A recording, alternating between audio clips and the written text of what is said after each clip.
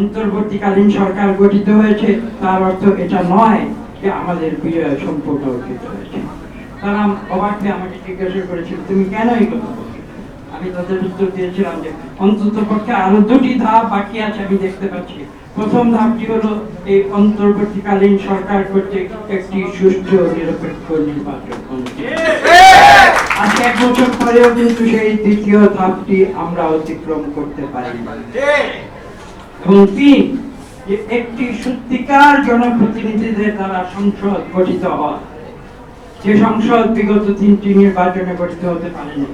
এবং এই নতুন প্রজন্মের কথা তোমরা বলো, যে নতুন প্রজন্ম কোনোদিন ভোট দিতে পারেনি, তারা যদি ভোট দিতে পারে এবং একটি সত্যিকার জনপ্রতিনিধিত্বশীল একটি সংসদ যদি গঠিত হয়, তাদের মাধ্যমে একটি গণতান্ত্রিক সরকার বাংলাদেশে গঠিত হওয়া এবং গণতান্ত্রিক সিস্টেম বাংলাদেশে ফিরে আনা, এটা হচ্ছে 3 নম্বর চ্যালেঞ্জ। এবং এটা যেদিন সম্পন্ন হবে আমি বলবো যে আমাদের এই বর্তমান 2024-এর সংগ্রাম আমাদের সফল হবে। সেই সংগ্রাম কিন্তু 2024-এর নয়, আমরা বিগত 15 বছর ধরে যে সংগ্রাম করে এসেছিলাম 2024 ছিল তার চূড়ান্ত পর্যায়ে। এটা বুঝতে হবে, একটি বিস্ফোরণমুখ রাজনৈতিক পরিস্থিতি, বিএনপির লক্ষ লক্ষ নেতা কর্মীদের জীবনের বিনিময়ে, জেলে যাওয়ার বিনিময়ে, অত্যাচার নির্যাতনের বিনিময়ে আমরা সৃষ্টি করেছিলাম। সেখানে ছাত্ররা এসে, আমি তাদের ধন্যবাদ জানাই, তারা সঠিক সময়ে একটি স্ফুলিঙ্গ তারা সৃষ্টি করেছিল দেশলাইয়ের কাঠিতে, এবং সেই স্ফুলিঙ্গ সেটা সম্পূর্ণভাবে সরকারকে গ্রাস করে তাদের পালিয়ে যেত। 24-এর আন্দোলনের এই সঠিক যে বিশ্লেষণ, সেটা কিন্তু বাংলাদেশের প্রত্যেকটি মানুষকে বুঝতে হবে।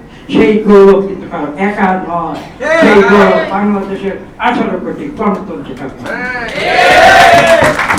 আসুন আমরা সেই ঠিক একই আদর্শে সবাই মিলেমিশে, একই আদর্শে, একই আন্দোলন, প্রতিবাদ এবং শান্তিপূর্ণ প্রতিবাদ এবং আন্দোলনের মাধ্যমে এদেশে একটি সুষ্ঠু নিরপেক্ষ নির্বাচন আমরা সংগঠিত করব এবং সেই নির্বাচনের মাধ্যমে বাংলাদেশকে একটি গণতান্ত্রিক সমাজ ব্যবস্থায় আমরা ফিরিয়ে নিয়ে যাব, যেটা শহীদ প্রেসিডেন্ট জিয়া রহমান একবার করেছিলেন। তিনি একদলীয় শাসন থেকে বহুদলীয় শাসন ব্যবস্থা বাংলাদেশের মানুষদের উপহার দিয়েছিলেন।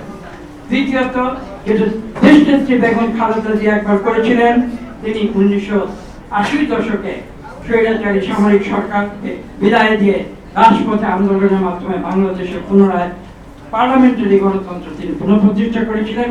এবং তৃতীয়ত, যেটা আমাদের বিএনপির বর্তমান ভারপ্রাপ্ত চেয়ারম্যান জনাব তারেক রহমান সাহেব, যেটা বিগত 15 বছর ধরে তিনি যেটা করেছেন, যে এই দেশের মানুষকে সংগঠিত করে পুনরায় নতুন প্রজন্মকে সংগঠিত করে তিনি এদেশে একটি পরিবেশ সৃষ্টি করেছেন, যে পরিবেশের মাধ্যমে একটি বিপ্লব সৃষ্টি হয়েছে। বিপ্লবের স্বৈরাচারী ফ্যাসিস্ট সরকার বিদায় নিতে বাধ্য হয়েছে। কাজে আজকে তাদের সম্বন্ধে কোনো ধরনের কোনো কটু বাক্য, কটু কথা যারা উচ্চারণ করে, আমি একটি কথা বলে শেষ করবো, তারা বাংলাদেশকে ভালোবাসে।